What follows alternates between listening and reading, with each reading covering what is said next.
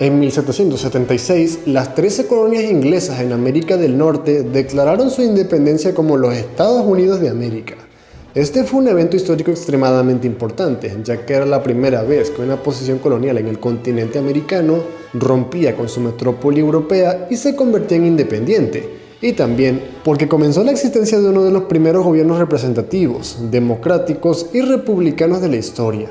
34 años después, en 1810, ante una crisis de la monarquía española, las posesiones españolas en América comenzaron a establecer sus propias juntas de gobierno e indirectamente comenzarían sus propias luchas por la independencia.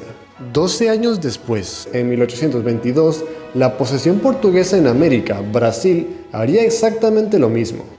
Como pudieron ver, cuando Hispanoamérica y Lusoamérica comenzaron su proceso de emancipación, ya los Estados Unidos existían. Por lo que resulta curioso saber cuál fue la reacción de los Estados Unidos ante este proceso y si llegó a involucrarse de algún otro modo.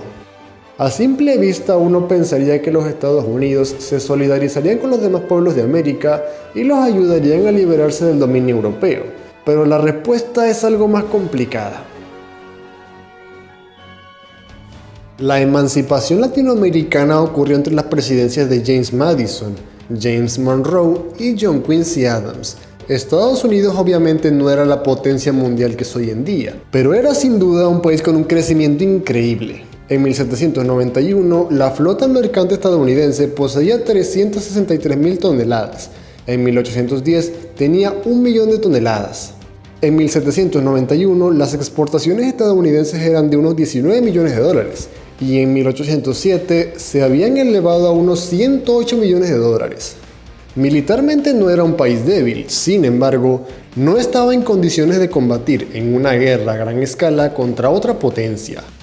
En 1810, al comienzo de la emancipación latinoamericana, Estados Unidos envió a Joel Poinsett como diplomático a Buenos Aires y a Chile. Ya en Sudamérica, Poinsett comunicó lo siguiente: como se avecina una crisis que puede producir cambios importantes en la situación de Hispanoamérica, es nuestro deber prestar atención a un tema tan importante y adoptar, en su momento, medidas aconsejables que no sean incompatibles con el carácter neutral y la política honesta de los Estados Unidos. Igualmente, en 1912, James Madison envió a William Shaler como diplomático para México y lo instruyó para que evitara hacer alguna interferencia de cualquier tipo en el sistema interno de México y que solamente se limitara a observar cómo se desarrollaba la independencia mexicana para, al final, establecer conversaciones con el gobierno resultante sobre acuerdos comerciales y solución de problemas fronterizos. Estados Unidos también envió diplomáticos a Brasil y a Colombia con las mismas intenciones. Estados Unidos tenía interés por las causas separatistas latinoamericanas. Por supuesto, también había un factor económico en ese interés. Sin embargo, los norteamericanos no estaban dispuestos a iniciar un conflicto contra España, por lo que se esforzaron en mostrar neutralidad. En 1812 ocurrió un devastador terremoto en Caracas, Venezuela. Ante este evento, los Estados Unidos enviaron $50.000 que se supone que eran para las víctimas del terremoto, pero que sin embargo terminó dirigiéndose a la causa separatista venezolana, que en ese momento se estaba ejecutando. En 1815, James Monroe, entonces secretario de Estado, comunicó: cuando se considera que las alternativas están entre gobiernos que, en caso de su independencia, serán libres y amigos, y gobiernos que seguirían siendo simples colonias, no hay motivo alguno para dudar de qué lado está nuestro interés.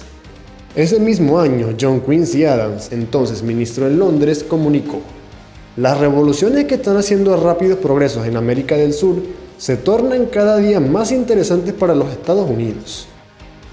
A pesar de la aparente simpatía de los Estados Unidos por la causa separatista latinoamericana, la clase política y burguesa latinoamericana no miraba a los Estados Unidos con mucha simpatía. Verán, a pesar de que la causa independentista estadounidense y la causa independentista latinoamericana pueden parecerse a simple vista, en el fondo estas fueron muy distintas.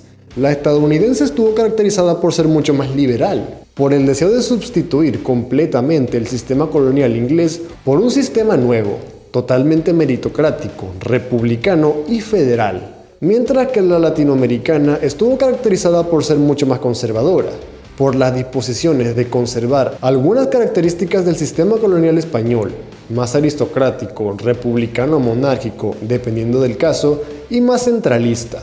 En 1819, Simón Bolívar dijo: "Las leyes deben ser relativas a lo físico del país, al clima, a la calidad del terreno, a su extensión, a sus recursos, a su población y a sus costumbres. He aquí el código que debemos consultar y no el de Washington". Muchos filibusteros y aventureros estadounidenses participaron activamente en la lucha independentista latinoamericana, como Augustus Maggi en México o William Smith en Venezuela.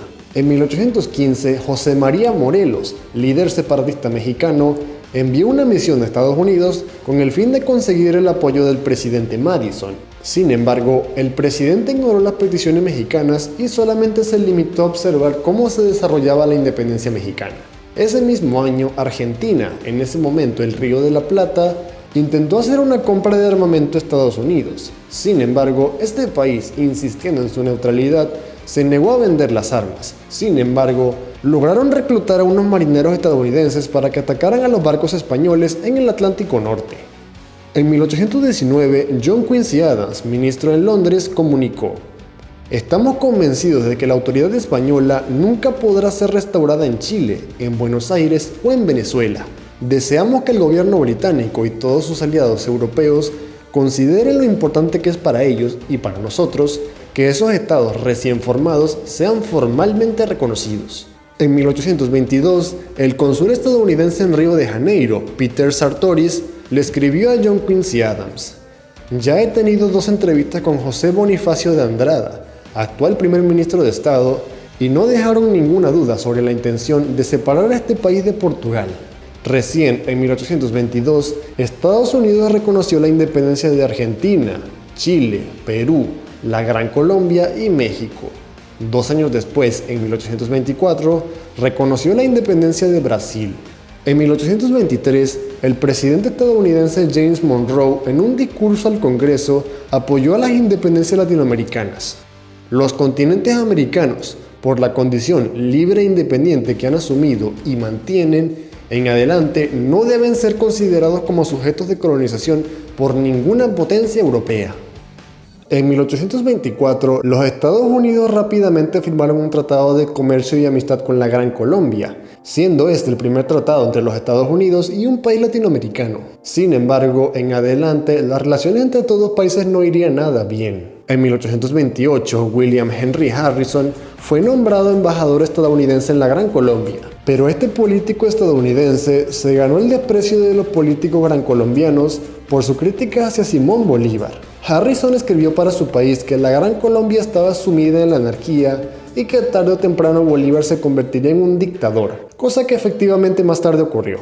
Harrison le escribió directamente a Bolívar diciéndole: "¿Está dispuesto a que su nombre descienda a la posteridad como aquellos cuya fama se debe al derramamiento de sangre humana sin una sola ventaja para la humanidad?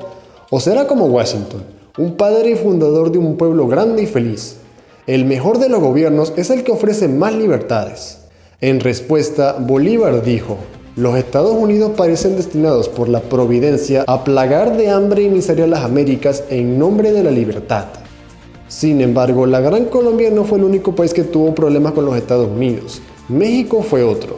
Luego de la firma del Tratado Adams-Onís en 1819, un tratado en el que España le vendió Florida a Estados Unidos y que posteriormente fijó las fronteras entre México y Estados Unidos. Muchos políticos y ciudadanos estadounidenses rechazaron este tratado porque ellos querían Texas, en ese momento un territorio mexicano, para ellos también. Por esto, en toda la década de 1820, muchos filibusteros y aventureros estadounidenses cruzaron la frontera e intentaron iniciar revueltas separatistas contra el dominio mexicano. Las relaciones entre Estados Unidos y Brasil tampoco fueron una excepción. En 1824, el mismo año en que los norteamericanos reconocieron la independencia brasilera, se descubrió que unos empresarios estadounidenses estaban apoyando y financiando una revuelta separatista en el nordeste de Brasil, conocida como la Confederación do Equador. Tiempo después, en 1827, mientras Brasil estaba en guerra contra Argentina por el territorio conocido como la provincia Cisplatina, hubo otro incidente entre los brasileros y los norteamericanos, cuando se descubrió que unos barcos y marineros estadounidenses estaban prestando apoyo a los argentinos. Ese año, solamente 3 años después de establecer relaciones, el emperador Pedro I de Brasil rompió relaciones con los Estados Unidos. Finalmente, luego de la independencia, muchos políticos y burgueses latinoamericanos terminaron viendo con malos ojos la participación estadounidense en la independencia latinoamericana. Diego Portales, político y empresario chileno, dijo al respecto: "Parece algo confirmado que los Estados Unidos reconocen la independencia americana. Cuidado con salir de una dominación para caer en otra. Hay que desconfiar de esos señores que muy bien aprueban la obra de nuestros campeones de liberación sin habernos ayudado en nada. He aquí la causa de mi temor. ¿Por qué ese afán de los Estados Unidos en acreditar ministros, delegados y en reconocer la independencia americana sin molestarse ellos en nada? Vaya un sistema curioso, mi amigo. Yo creo que todo esto obedece a un plan combinado de antemano, y eso sería así: hacer la conquista de América, no por las armas, pero sí por la influencia. Esto sucederá, tal vez no hoy, pero mañana sí". En fin, conociendo en detalle el papel de los Estados Unidos en las independencias latinoamericanas, ¿qué opinas tú al respecto? ¿Crees que los Estados Unidos genuinamente se interesaron por ayudarnos o eran sencillamente puros intereses económicos? Deja tu opinión en los comentarios en la parte inferior.